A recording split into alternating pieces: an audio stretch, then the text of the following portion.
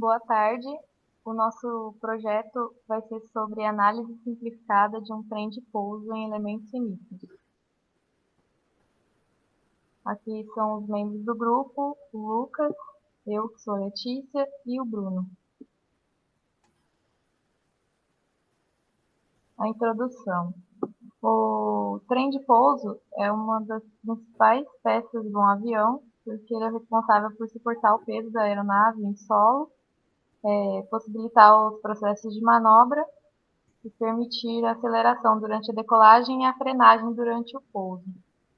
Os principais componentes de um trem de pouso são a estrutura principal, o amortecedor, o sistema direcional e o sistema de travamento, que pode ser estendido ou retraído, e rodas e freios. O modelo de trem de pouso escolhido para análise foi o Halford Clipper Arrow. Ele é do tipo retrátil e está presente na aeronave Embraer Corisco. Essa é uma aeronave de pequeno porte, que suporta até 4 ocupantes, e a análise foi feita considerando a carga máxima permitida, de 1.247 kg, a fim da gente poder estudar a situação crítica na qual o trem de pouso é submetido. Para fazer a análise, a gente fez um modelo simplificado, e a parte do triciclo, né, que o trem de pouso é composto por 3 partes, né, 3 rodas, e a gente vai analisar o trem de pouso de nariz durante a frenagem, porque os estudos analíticos do artigo que a gente se baseou demonstrou que esse era o caso mais crítico para a estrutura, que é o momento em que ele está sujeito aos maiores carregamentos. Dessa parte do trem de pouso de nariz, a peça que a gente vai estudar vai ser o garfo, que é constituída de liga de alumínio 7075, e cujas propriedades estão aqui na tabela ao lado. Módulo de elasticidade 72 gigapascal, tensão limite de resistência 572 megapascal, tensão limite de escoamento 495 megapascal, coeficiente de coação 0,33, densidade 2,81 gramas por centímetro cúbico. A peça foi desenhada no software Fusion 360 e a simulação feita no HyperMesh. Aqui foram as forças e condições de contorno utilizadas.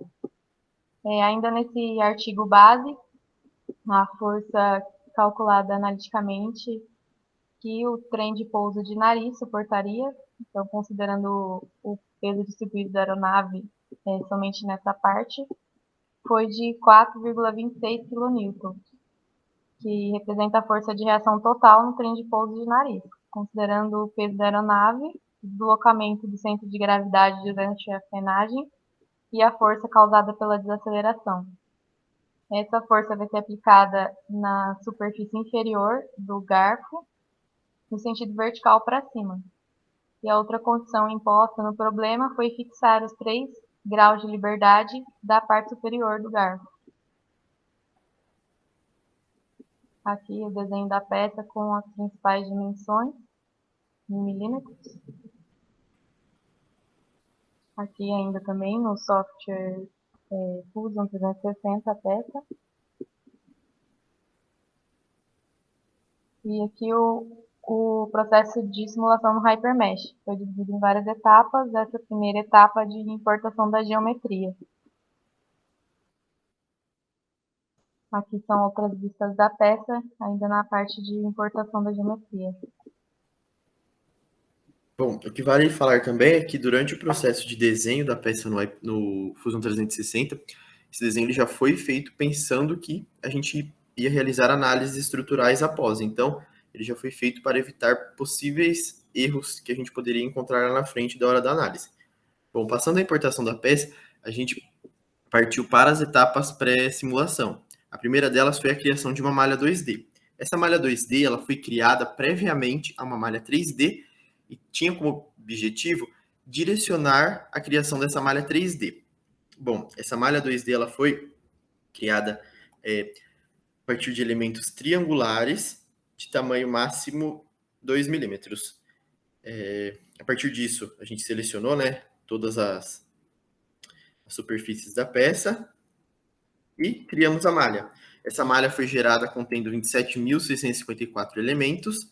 Após gerada essa malha, a gente já percebeu que foi uma malha com uma qualidade muito boa, mas a gente passou pela etapa de refinamento. Esse refinamento ele aconteceu principalmente nas áreas curvas da peça. A gente percebeu que eram as áreas, principalmente, que precisavam de um melhor refinamento, de mais nós, para melhorar a qualidade da malha. Então, após a criação dessa malha 2D, nós passamos para a criação da malha 3D. A malha 3D, como já dito, ela foi feita seguindo a malha 2D previamente criada. Os elementos dessa malha, como a malha 2D era de elementos triangulares, a malha 3D ela foi de elementos tetraédricos, e aqui estão algumas das configurações que nós colocamos para a criação dessa malha 3D, como, por exemplo, uma delas é que caso, quando o software estivesse criando essa malha 3D, encontrasse algum elemento quadricular, eu pedi para ele que cortasse esse elemento quadricular ao meio para transformar em 2 triângulos, para que ele conseguisse transformar esses 2 triângulos em elementos tetraédricos, que foi o que a gente pediu para a malha 3D.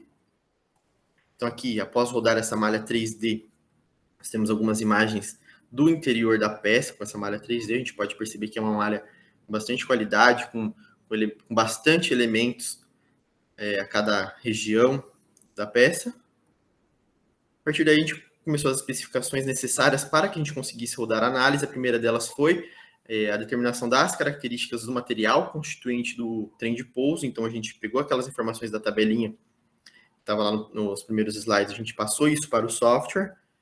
Depois, a gente, através de load collectors, a gente criou 2 load collectors, um para aplicação da restrição de movimento, que foi o engaste dessa região superior, e aplicação da força de 4.260 newtons nessa região inferior da peça. Então, aqui nessa imagem a gente consegue ver, né, as duas condições, ou seja, a restrição e a força aplicada. A partir daí, a gente criou o load steps para que a gente realizasse a análise, né? A gente pediu por uma análise linear estática e, utilizando o Solver OptiStruct, a gente conseguiu chegar nos resultados. Agora, para visualizar os resultados, nós vamos lá para o Hyperview.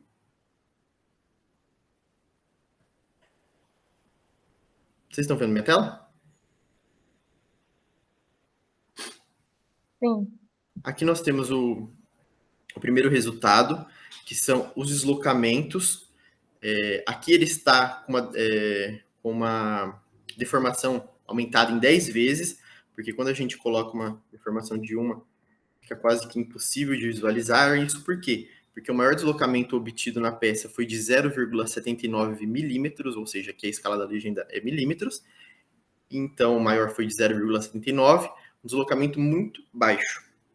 Então, precisou que a gente colocasse essa escala de 10 para uma melhor visualização dos resultados. A gente pode perceber que a distribuição dos deslocamentos ao redor da peça, eles são meio que contínuos, ou seja, na parte inferior sendo maior até chegar no superior devido ao engastamento, a gente tem que o deslocamento foi 0, algo que já era esperado. Agora, vamos para os resultados das tensões atuantes na peça, tensões de von Mises, que a gente percebe que sobre todo o garfo existe sim tensões, porém, nessa parte inferior são tensões muito baixas. A escala dessa legenda é em megapascal, então a gente pode perceber que na região inferior são tensões baixas. A gente vai perceber uma maior tensão na parte superior, né? Onde a gente percebe um ponto de concentração de tensões justamente na interface entre a parte circular e o braço do garfo. A gente percebe aqui que existe sim uma região de concentração de tensão, que não é algo bom, mas que o valor máximo obtido foi de 129 megapascal, que é bem abaixo dos 495 megapascal, que é a tensão de escoamento do material. Então, a gente pode perceber que o fator de segurança deste deste garfo, ele é bem elevado. Então, aqui só rotacionando para a gente visualizar melhor os resultados. A gente percebe essa mesma distribuição. Aqui embaixo não tivemos concentração de tensões. A tensão mesmo maior foi justamente nessa interface entre... Acredito que isso tenha acontecido principalmente por não ser... Por ser algo brusco, a quebra entre o braço do garfo e a parte circular. A gente não teve uma estrutura com algo meio que contínuo. Bom, agora a gente chega à parte final da apresentação, que é a conclusão do trabalho. Após as análises realizadas, a gente conseguiu verificar que a tensão máxima aplicada na peça durante a frenagem da aeronave, ela vai atingir um máximo de 129 megapascal. Isso fica 74% abaixo da tensão máxima suportada pelo material, que é de 495 megapascal. Isso daí consegue também para o material um fator de segurança de aproximadamente 3,8, o que mostra que a liga usada, o material usado para a confecção da peça, que é a liga de alumínio 7075 P6, ela é viável para os fins ao qual ela é utilizada na confecção dessa peça. Apesar de o nosso trabalho ser um trabalho um pouco mais simplificado, até porque essa tensão máxima que a gente obteve foi na junção da parte superior da peça, e isso exigiria um estudo muito mais complexo e mais longo sobre todo o processo que é realizado para fazer essa junção da peça. Apesar disso, a gente conseguiu resultados importantes. Esse trabalho também foi muito importante para a gente poder colocar em prática todas as habilidades e conhecimentos que foram aprendidos durante o curso e também as ferramentas que foram apresentadas, como a Hypermesh. E isso mostra que esses conhecimentos, essas ferramentas, são muito importantes quando você precisa fazer uma avaliação de um projeto de uma aeronave, onde você precisa avaliar custo, materiais e segurança e qualidade. Aqui são as referências utilizadas para a realização do trabalho e a gente agradece.